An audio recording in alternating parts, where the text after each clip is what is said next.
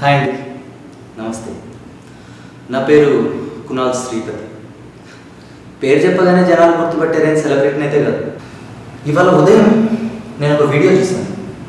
ఒక అమ్మాయి బాహుబలి గురించి, తెలుగు ఇండస్ట్రీ గురించి, మన నటుల గురించి మాట్లాడుతూ ఒక 12 నిమిషాల వీడియో అప్లోడ్ చేశారు. ఆ వీడియో చూసిన తర్వాత అది అర్థం కావడానికి నాకు అరగంట పట్టింది. క్లియర్గా చెప్పాలంటే పూర్తిగా ఇంకా అర్థం కాలేదు. ఈ వీడియో చూసిన తర్వాత ఎవరైనా అర్థమైన వాళ్ళు ఉంటే నాకు చెప్తారేమన్న ఆశతో ఈ వీడియో తీస్తున్నాను. అన్నపూర్ణ శంకర్ గారు, అమ్మ మీరు చాలా బాగా మాట్లాడారు, సూపర్ మాట్లాడారు, ప్రతి విషయాన్ని చాలా ఎంకరేజ్ చేసి మాట్లాడినట్టున్నారు. బట్ కొన్ని విషయాల్లో మీరు మాట్లాడింది కరెక్ట్ అని నాకు అనిపించలేదు.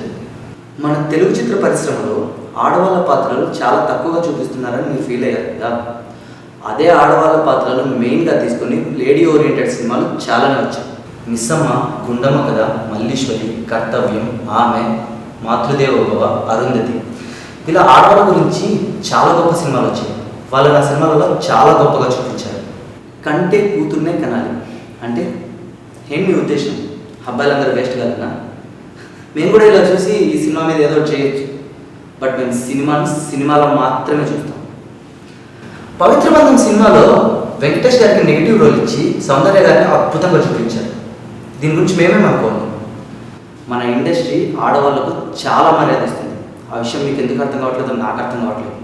సరే, ఇండస్ట్రీలో అమ్మాయిలకి సరైన రోల్ ఇవ్వట్లేదని ఫీల్ అవుతున్నారు కదా. అదే ఇండస్ట్రీలో లేడీ డైరెక్టర్స్ కూడా ఉన్నారు, వాళ్ళు ఎందుకు ఇవ్వట్లేదు? కొన్ని సినిమాల్లో అయితే అబ్బాయిలని గొర్రెలను చేస్తున్నారు. హీరోయిన్ లవ్ చేసిందని చెప్పి పిచ్చి పిచ్చిగా వాడుకొని లాస్ట్లో వాళ్ళని గొర్రెలను చేసి వదిలేస్తారు. ఈ లెక్కన మేమైతే కింద పడి చచ్చిపోవాలి. 40 ఏళ్ళున్న పవన్ కళ్యాణ్ గారు 60 ఏళ్ళున్న ఎంఎస్ నారాయణ గారిని అత్తారింటికి దారే సినిమాలో కొట్టడం తప్పని మీరు బాగా ఫీల్ అయ్యారు కదా. మరి అదే పవన్ కళ్యాణ్ గారిని ఓ 25 ఏళ్ళ నుండి మీరు గారు అని ఏ పదం లేకుండా సంబోధించడం కరెక్టా? 1,00,000 కోట్లున్న ఒక వ్యక్తి తన దగ్గర పనిచేసే వాళ్ళను అలానే ట్రీట్ చేస్తాడు. అది ఒక క్యారెక్టర్, జనాల్ని ఎంటర్టైన్ చేయడానికి మాత్రమే ఆ క్యారెక్టర్ని డిజైన్ చేశారు.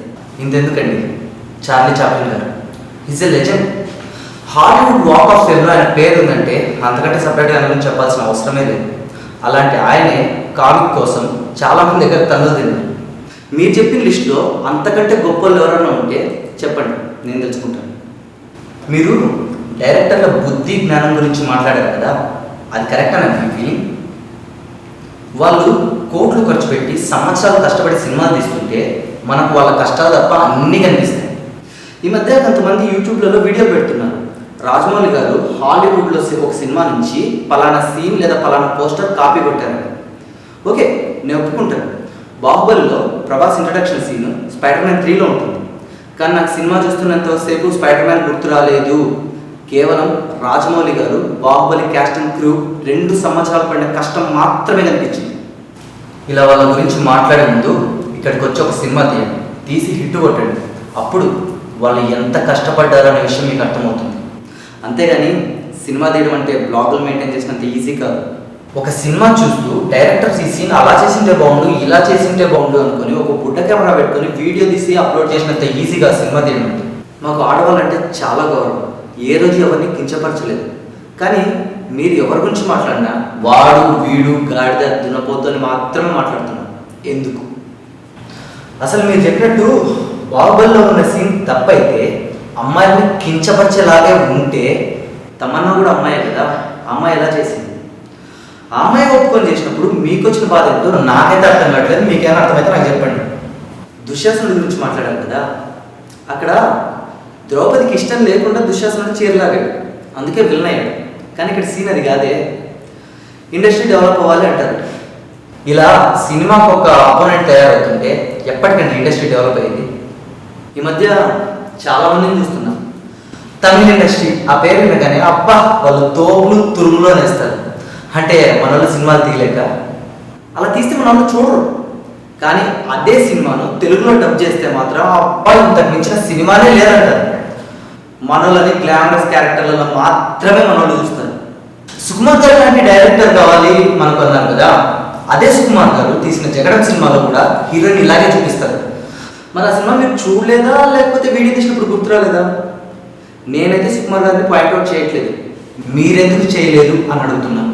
ఒక సినిమా హిట్ అయితే ఆ సక్సెస్ని ఎంజాయ్ చేసేలోపు ఎవడు పైరసీ చేస్తాడో అని భయం, ఎవరు వీడియోలు తీస్తారో లేదా కేసులు పెడతారో అని భయం, వీటితోనే సగం టైం పోతుంది.